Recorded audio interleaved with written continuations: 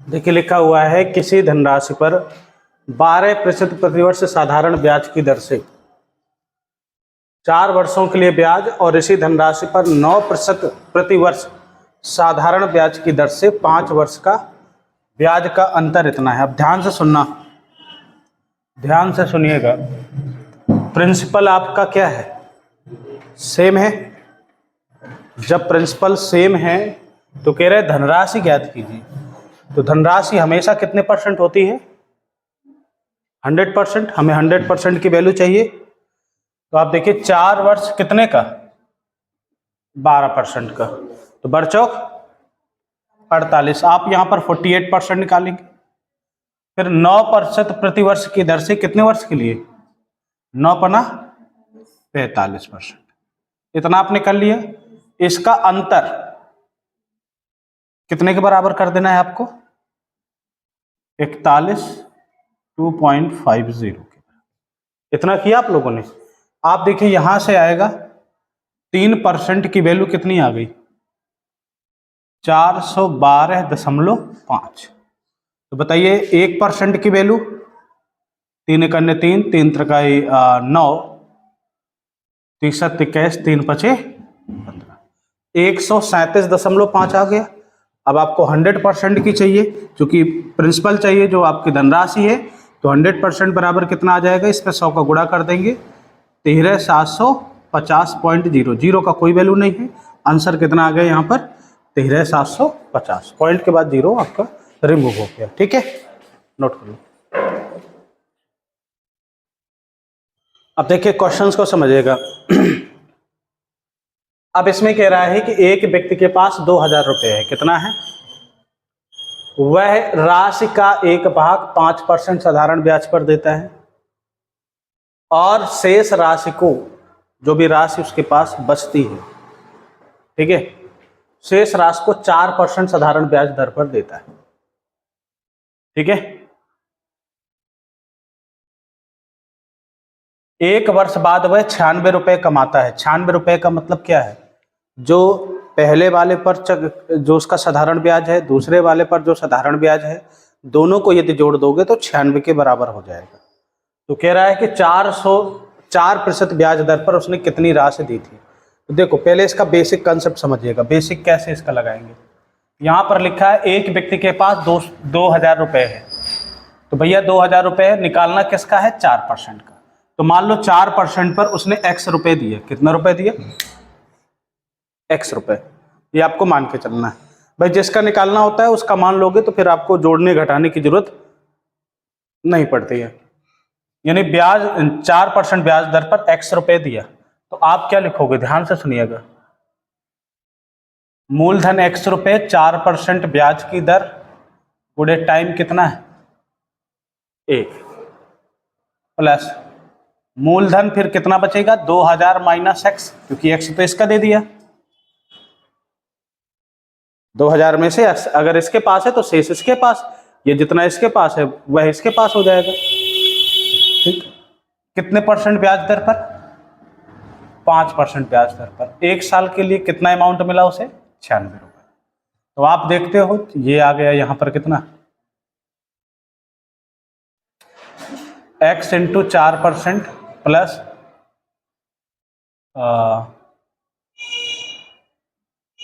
2,000 का 5% minus x का 5% बराबर कितना आ गया? 96। यहां से आपको किसकी वैल्यू निकालनी है? x का। सीधा सा आपको याद रखना है। अब देखिए एक तरीका और है भाई। देखो परसेंट का मतलब होता है बटे में, परसेंट का मतलब होता है बटे में। दोनों जगह से परसेंट रिमूव कर दिया, 100 आ गया। आप देखेंगे 4x प्लस 5 दूनी 10, 10,000 माइनस 5x बराबर कितना हो गया? 96 और 00, क्योंकि इन दोनों का लासा ले लिया तो 9600 हो गया। लासा लेंगे तो किस में चला जाएगा? गुणे में चला जाएगा। आप देखेंगे 4x 5x का गैप कितना है? x बराबर 10,000 में से 9,600 गया तो कितना बचा? 400। तो बताइए 4% ब्याज पर उसने कितनी धनराशि लगाई थी? 400 रुपये। कितना रुपए? 400 रुपये। यही आपका क्या हो गया? आंसर हो गया। नोट करो। अब देखिए जो ये क्वेश्चन है इसमें कह रहा है 600 रुपये को, सेम टू सेम उसी वैरायटी क्वेश्चन है। कह रहा है 600 रुपये को 2 व्यक्तियों को दिए गए, जिनमें से पहले व्यक्ति को 5% वार्षिक ब्याज दर पर और दूसरे को 10% वार्षिक ब्याज दर पर दिए गए। 1 वर्ष के बाद दोनों के ब्याज का योग 40 रुपये। वही सेम चीज कि दोनों को मतलब कितना मिला? 40 रुपये मिला। ठीक है। पहले व्यक्ति को दी गई राशि निकालना किसका है? 5% वाले को। निकालना किसका है? 5% वाले को। 1 वर्ष के बाद कह रहा है तो कुछ चीज से गुणा करने के नहीं है, तो x का 5%, तो यानी x 5 बटा कितना हो जाएगा? 100। ये क्या निकला? ठीक, क्योंकि टाइम 1 है प्लस दूसरे वाले को कितना है? 10%, तो 600 minus x into 10 divided by 100 बराबर कितना मिला दोनों को? 40 रुपए के। तो 5x प्लस 6000 कितना हो जाएगा? 6000 माइनस 10x बराबर 4000। तो आप देखेंगे कि 10 में से 5 गए, कितना बचा? 5x बराबर 6000 माइनस 4000, तो 5x बराबर कितना बचा? 2000। तो x बराबर कितना हो गया? 400। x बराबर कितना आ गया? 400। 500 को 20, x बराबर कितना आ गया? 400। क्लियर हो गया। देखिए सारे 2018 आरआरबी ग्रुप डी का क्वेश्चन है। 2018 सारे एग्जाम के आए हुए क्वेश्चन है। ऐसे क्वेश्चन एग्जाम में पूछे जाने हैं आपके भी। ठीक है, हाँ नोट करो लिया।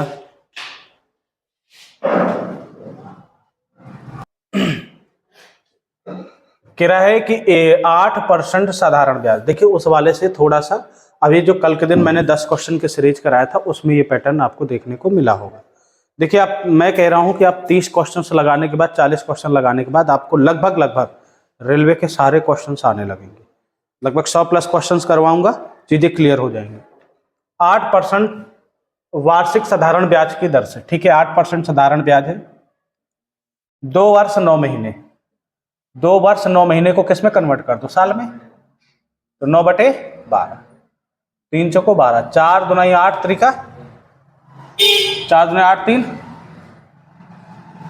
8 3 11/4।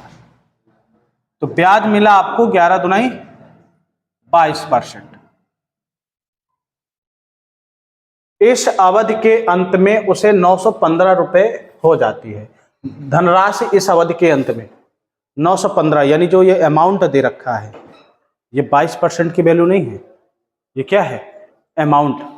अमाउंट कैसे निकलता है? 100 प्लस 22%, यानी 122% की वैल्यू कितनी है? 915। ठीक है, तो आपसे कहेगा कि बताइए 100% बराबर, तो आप कहोगे sir 915 divided by 122 multiply by कितने में कट जाएगा? 2 से काट दो इसे। हाँ, 6 दूनी 12 61, और ये कट जाएगा 50, 5 15, 15 बार में ये कट जाएगा भाई। 15 करने 15, 15 छक्का 90, 90 1 91। बताओ 15 पना 75, 750 रुपए उसकी क्या है? आरंभिक कितनी धनराशि थी? 750 रुपए। चीजें क्लियर हो रही है? नहीं आई समझ में? अरे भाई कह रहा है 2 वर्ष 9 महीने, तो 2 वर्ष 9 महीने की अगर बात आ गई तो इस मंथ को भी किसमें कन्वर्ट कर दो? ईयर में। तो ईयर में कन्वर्ट करने के लिए 2 वर्ष है, वर्ष को प्लस में कर दो, जो मंथ दिया हो उसमें डिवाइडेड बाई 12 कर दो। तो ये किस में कन्वर्ट हो गया? ये कन्वर्ट हो गया आपका ईयर में। तब आप इसको काट दोगे, 3 त्रिकाई 9, 3 चौको 12, तो 4 दूनी 8, 8 3 11/4 वर्ष, जिससे आपको थोड़ा सा गुणा करने में यहां पर आसानी हो। ठीक है, नोट। देखिए ध्यान से सुनिएगा, ये थोड़ा सा एक अलग वैरायटी क्वेश्चन है, देखने में देखो कितना बड़ा लग रहा है ना, लग रहा है बड़ा ना, पर लेकिन है आसान। कैसे? प्रतिवर्ष 16% साधारण ब्याज की दर पर निवेशित राशि पर कह रहा है 3.5 वर्ष में प्राप्त ब्याज एक दूसरी राशि को, एक राशि अलग है जिसमें 16% ब्याज पर 3.5 वर्षों पर, दूसरी राशि को 5 वर्षों के लिए प्रति कितना 12.6% साधारण ब्याज दर पर निवेश करने पर प्राप्त ब्याज के क्या है, बराबर है। जो इसमें ब्याज प्राप्त होती है, इसमें जो ब्याज प्राप्त होती है, दोनों की ब्याज क्या है, बराबर है।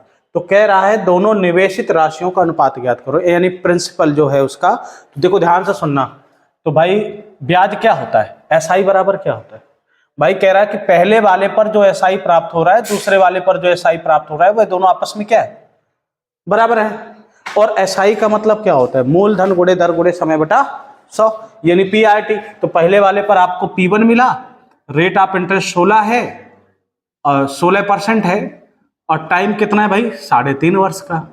दूसरे वाले पर कितना है भाई, P2 राशि है, ब्याज दर कितनी है 12.6, और कितने वर्ष के लिए, 5 वर्ष के लिए।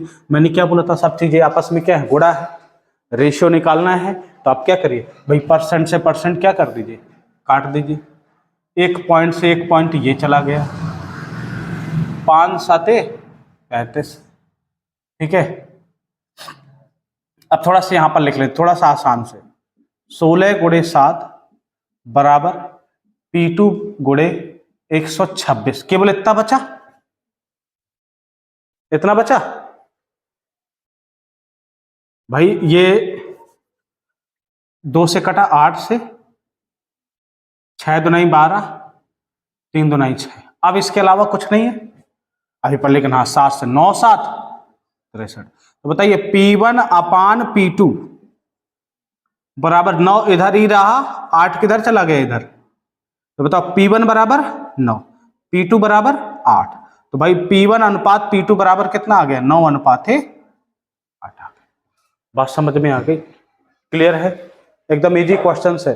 क्वेश्चंस की लैंग्वेज को समझिए और सॉल्व करिए। बेसिक से लगाओगे, ध्यान से सुनना जरा, तो इसमें कैलकुलेशन थोड़ा सा आपको बड़ा देखने को नजर आएगा। कैसे, क्या करोगे, कह रहा है कि जब एक राशि का निवेश 5 वर्षों के लिए किया गया हो, ठीक, समझ रहे हो मेरी बात को, तो इससे 5,250 रुपए की राशि प्राप्त हुई, 5,250 रुपए की राशि प्राप्त हुई, ठीक है ना। यदि प्रतिवर्ष साधारण ब्याज 2% अधिक होता, यानी मान लो पहले R% हो रहा था, अब R+2% होता, रेट ऑफ इंटरेस्ट 2% बढ़ गया, तो मतलब पहले X% पर अमाउंट निकालते आप। तो मिश्र धन का सूत्र क्या होता है, मूलधन प्लस प्रिंसिपल। इसको किसके बराबर करते, इसके बराबर करते, फिर मूलधन फिर प्रिंसिपल इसके बराबर करते। जब दोनों इसके बराबर हो जाते तो कह रहा है इतनी होनी थी, तो निवेश की राशि कितनी थी, तो बताइए निवेश की राशि। तो भाई इन दोनों का अंतर क्या करते, अंतर निकालते, तब निवेश की राशि निकालते।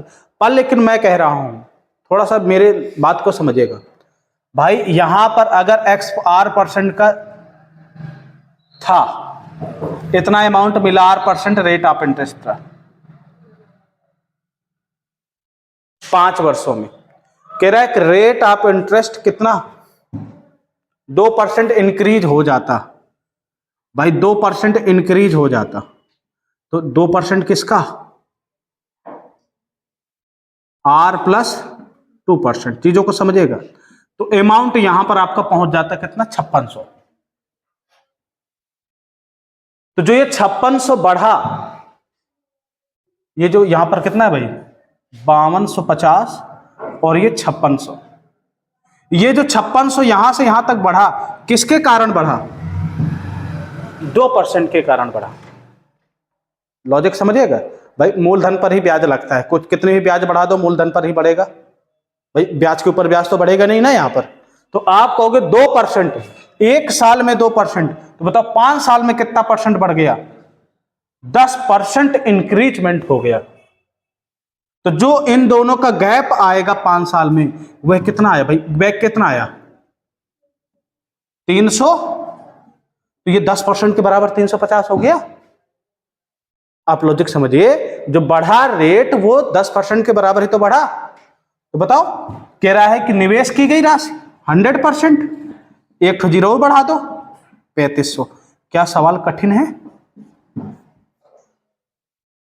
नहीं है कठिन, समझ में भी नहीं आया, आ गया भाई। 2% बढ़ा एक साल में, तो 5 साल में कितना परसेंट बढ़ गया होगा, 10%। तो जो इन दोनों अमाउंट का अंतर आया वह किसके बराबर हो जाएगा, आपके 10% के बराबर हो जाएगा। और जो प्रिंसिपल होता है कितना परसेंट होता है, 100% होता है। तो 100% बराबर 3500 रुपये। एकदम सरल सवाल है, एग्जाम कितना बड़ा सवाल, थोड़ा सा इस लैंग्वेज को दिमाग में सेट करना है, ठीक है। किताब में इसका कैलकुलेशन बड़ा मिलेगा आपको, पर लेकिन यह चीज अगर आप समझ जाएंगे बड़ा आसान रहेगा। देखो सेम वैरायटी क्वेश्चन फिर से आ गया। अब ये देखो 2022 आरआरबी ग्रुप डी के क्वेश्चन अभी देखो चल रहे हैं, फिर एनटीपीसी के चलेंगे, जेई के चलेंगे, जितने एग्जाम में पूछे जा चुके हैं। 5 साल के लिए निवेश किया जाता है तो राशि 3640 हो जाती है। यदि साधारण ब्याज की दर पहले से 2% प्रतिवर्ष अधिक की जाती तो यह राशि इतनी हो जाती। तो भाई 5 साल के लिए बात कर रहा है तो 2% अधिक गई, तो यानी 10% बराबर हो गया, 10% अधिक हो गया। तो भाई इन दोनों का अंतर कितना हो जाएगा, 3600 3900, कितने के बीच आया, 200, 8 4 12, 280 आ गया। 10% का मतलब 280। तो बताइए, कह रहा है कि निवेश की गई मूल राशि क्या थी, तो 100% बराबर 2800। क्या बात समझ में आ गई? एकदम आसान तरीका है इसका, बिल्कुल एकदम सरल तरीका।